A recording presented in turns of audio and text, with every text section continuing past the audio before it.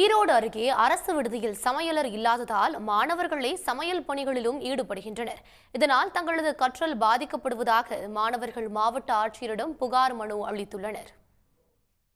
ஈரோடு மாவட்டம் மொடக்குறிச்சி அருகே எழுமாத்தூரில் உள்ள அரசு கலைக்கல்லூரி மாணவர்கள் 120 பேர் பிற்படுத்தப்பட்டோர் நலத்துறை விடுதியில் தங்கி கல்வி பயின்று வருகின்றனர்.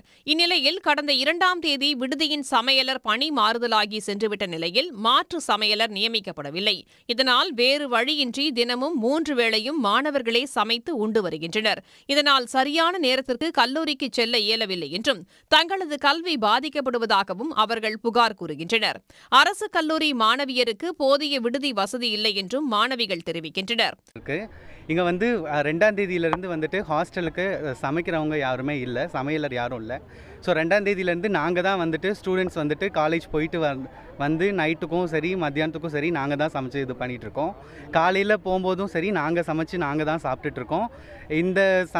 இந்த சமையல் வேலை இருக்கிறதுனால எங்கள் யாராலையுமே ஒழுங்காக ஸ்டடீஸில் கான்சன்ட்ரேட் பண்ண முடியல, ஒழுங்காக படிக்க முடியல. ப்ளஸ் அது மட்டும் இல்லாமல் நாங்கள் காலேஜ் போகிறதும் பார்த்திங்க அப்படின்னா அதே மாதிரி நாங்கள் ரெகுலராக போகிறதும் ரொம்ப லேட் ஆகுது. எங்களுக்கு கேர்ள்ஸுக்கு ஹாஸ்டல் வேணும். இப்போ போன வருஷம் இருந்துச்சு, ஸ்கூல் ஹாஸ்டலில் தான் கம்பைன் பண்ணி இருந்தோம். இந்த வருஷம் அது இப்போ இல்லை, அதில் இடம் பத்தலைன்னு சொல்கிறாங்க. இதையடுத்து கல்லூரிக்கு விடுப்பு எடுத்துக்கொண்டு மாவட்ட ஆட்சியரை சந்தித்த மாணவர்கள் புகார்களை மனுவாக எழுதி ஆட்சியரிடம் அளித்தனர். அரசு கல்லூரி மாணவர்களின் விடுதிகளில் நிலவும் பிரச்சினைகளுக்கு மாவட்ட நிர்வாகம் உடனடியாக தீர்வு காண வேண்டும் என்றும் அவர்கள் ஆட்சியரிடம் கோரிக்கை விடுத்துள்ளனர். உடனுக்குடன் செய்திகளை தெரிந்து கொள்ள சன் நியூஸ் பெல் ஐகானை கிளிக் பண்ணுங்க.